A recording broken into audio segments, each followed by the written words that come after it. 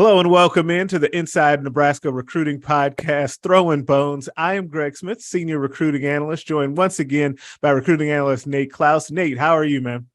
I'm doing well. Good. So I am, as you can probably tell, I am in a different location than I normally am. It looks very much like a hotel room situation, and that is because it is.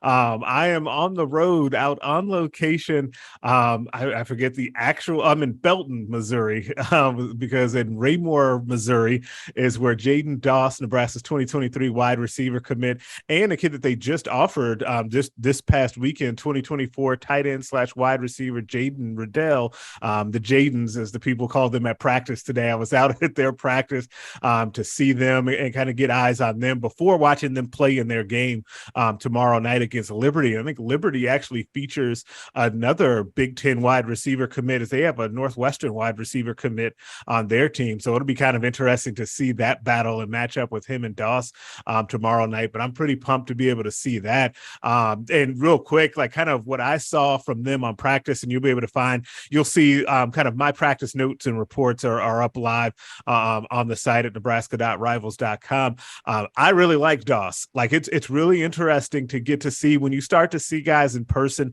and you see kind of their size on just on a profile, or you see their recruiting ranking, and then you get to see them kind of run around out there in person, in conjunction with kind of the start that he's off to his season, as he scored 4 touchdowns in his game last week, including I think a game opening kickoff return for a touchdown.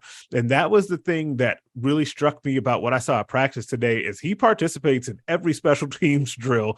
When you go out there, he is the return man for that team. And they had several periods where they worked on special teams. I know that's always a hot topic around here for the team. But they worked on special teams a lot, and seeing him in person, you can see kind of why he likes that, and he can change a game in that way. And I talked to his coach, Sean Martin, after practice about that very thing, and asked him, hey, did he get better at this over time, or is it one of those things where, you've just kind of got it? And he said, hey, he's got it. Like, you just kind of walked in the door being able to return kicks and punts like that. Well, that's awesome. I mean, I think anytime you have a player that not only has that in his toolbox, that can just go out and naturally be a return guy, but that is willing and able to work at it, and to, to be somebody who can make an impact in that phase of the game. That's huge. And so now, if you're Nebraska or whoever, when you're recruiting numerous athletes like that in your recruiting class, that give you some options down the road, that's a big time get. Anytime you can add someone that can potentially add, impact multiple phases of the game. Yeah, and I think that the more, like you said, the more of those players you can stack in a class and on your team, the better, because you just end up having a more well-rounded football team, right? And you end up in a situation where a guy doesn't have to be like a superstar All-American to contribute to your team, because we know not everybody is going to end up being that, right? And so if you have guys that are able to then contribute on special teams and just find a way to get on the field and contribute, that ends up really helping your program too, because you end up with then less holes in your roster as you move forward as well. And so just really interesting. I think I'm really excited to see him play his game. And by the time you listen to this, I may have already seen it, and that's probably on the site as well. We're recording this on Thursday night before I get to go out and see him play. So that'll be really interesting. But coming up this weekend, and Doss was here last week, or was in Nebraska. It's not here. He was in Lincoln on campus for the home opener against North Dakota. Got to see Nebraska take home a victory. And he was happy to be back on campus. He did say that he's going to be back for his first night game on Saturday when the Huskers take on Georgia Southern. And that's kind of where I want to go next, is that, Nate, what does a night game at Memorial Stadium do for Nebraska's recruiting? Well, it gives you a look at a whole other type of atmosphere. Nebraska fans always show out. We know, all about the sellout streak and the general fan support. But the night games usually, there's a little extra electricity in the air. There's a little extra buzz, metaphorically speaking, and Right. Most people got a little extra tailgate time, right? So, Right. it brings a little something extra to the atmosphere, and it generally also allows for players and recruits and their families to travel and get to the game too. It kind of allows for maybe some more visitor options, to make it to campus. But I think that adds a little extra flavor to the visit weekend, and gives a little extra buzz to everything. So, I think that there's usually the overall experience is, something that is even a little bit more memorable than what you're going to find at 11 a.m. kickoff, or even that 2:30 kickoff like we saw in the home opener against North Dakota. Yeah, and one of the things too, and it's always something to me too, with it's a timing thing sometimes. So when you're on at the 6:30 kick, like they are this weekend, you'll get kind of the best of both worlds, right? You'll get that early portion of the pregame warmups where recruits will be able to be out there and see that kind of with a lot of daylight. And then by the time we get to the second half, and especially when we get to the fourth quarter, and they do kind of their in between third and fourth quarter thing, which is the big standout for everybody and really gets the crowd fired up no matter what's happening. Like that will be really cool. So you get to show guys everything, and they get to see the whole gamut of the experience at Nebraska. And it's really interesting and unique. I think that Nebraska obviously has one of the better kind of home field situations when it comes to those night games. And there's a bunch of good ones out there, but Nebraska's is really second to none. And so I do think that being able to show recruits that, and like you mentioned, being able to get as many, it opens up kind of the country to be able to have guys come in from all over the place for those night games. You're not having to worry about those flights that are tough to get to from 11 a.m. kick, where you got guys coming in late for the game because they just physically aren't able to make it that early to make it into Omaha or to Lincoln if they can fly straight in. Like, I think that makes it really, really good for them to be able to soak up the entire experience, the pregame, on the field, and then, some post-game as well with the coaching staff. Yeah, absolutely. And like we hit on, last week, these early games in the season, the importance of getting official visitors, just scores and scores of official visitors on campus, that's not really what they need to accomplish right now. So it's getting return visitors back on campus, getting those commits on campus time and time again, getting some younger faces, some 2024, 2025 guys, getting those return visits, or setting the bar for some of those guys. That's what's important here. So, and I think we're going to see a lot of that on Saturday. Yeah, and definitely as we kind of pivot to looking toward at the visit list for this weekend, you mentioned, and I think that both you and I are kind of on the same page on this when it comes to the guys coming back time and time again that are already in the class.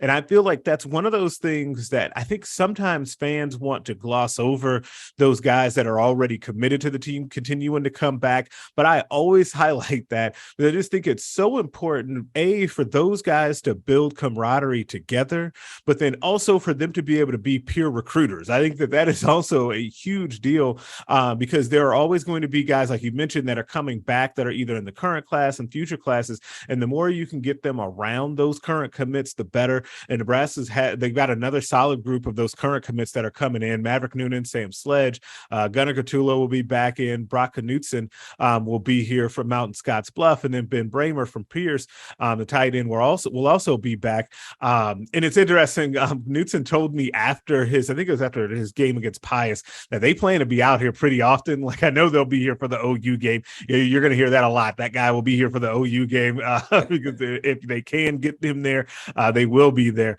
But he's coming back, and it's good to have Bramer back in as well to continue to build that camaraderie. But I guess, are there any, we'll go to the uncommitted targets, Nate, anybody that jump out to you when you look at those guys coming in?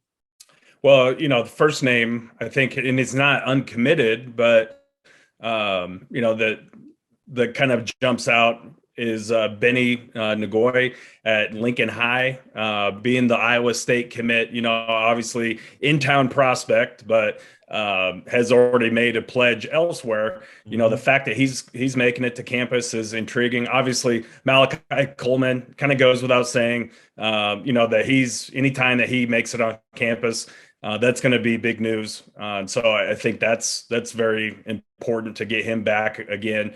But to have those two guys, those two Lincoln homegrown kind of hometown kids on campus, that's something that is very intriguing out of this 2023 class, I think.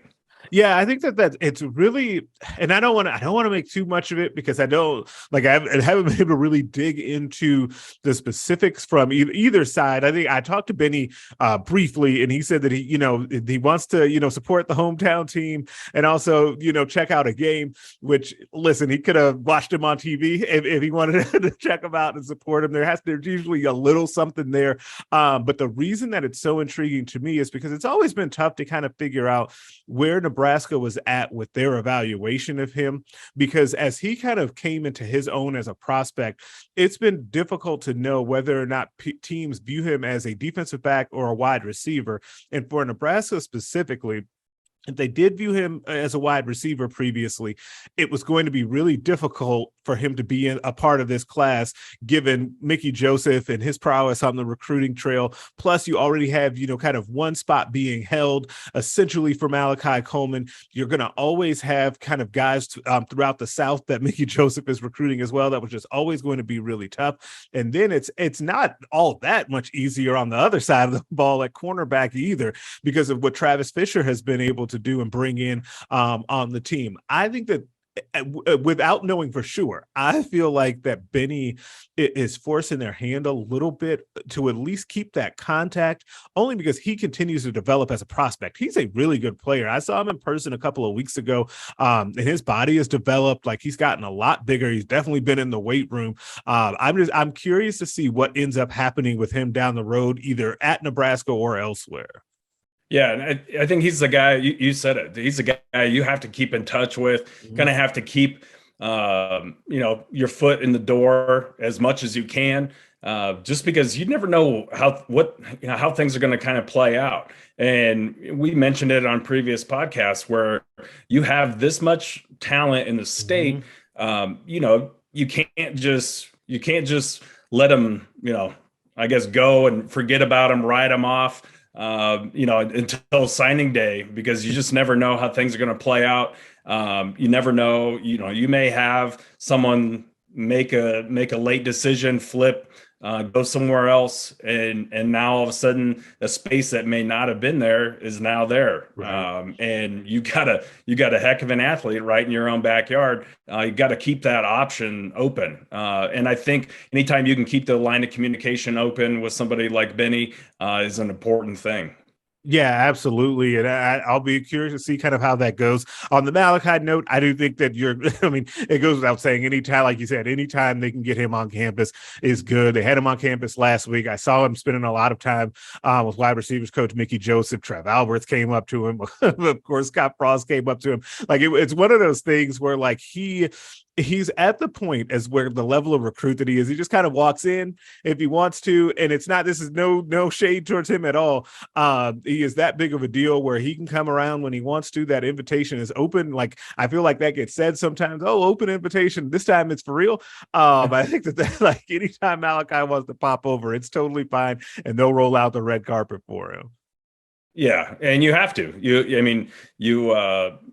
First of all, he's a Lincoln kid, but also, a priority recruit that is not just a priority for Nebraska, but for an awful lot of teams out there. Top 100 overall athlete, and can do a lot of different things. So he has to know that the invitation is always there and that he's welcome whenever.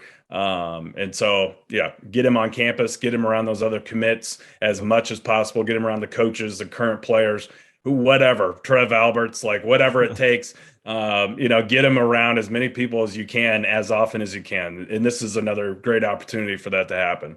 Yeah, absolutely. And another kid too, as we were talking about earlier, about getting those future prospects on campus as well. And a guy from Kansas, Topeka, Kansas, BJ Kennedy, who's an athlete on Rivals at 6'5", 235. And he's already got, close to double-digit offers, already a few Big 10, Big 12. Minnesota has offered. Baylor down in the Big 12 has offered as well.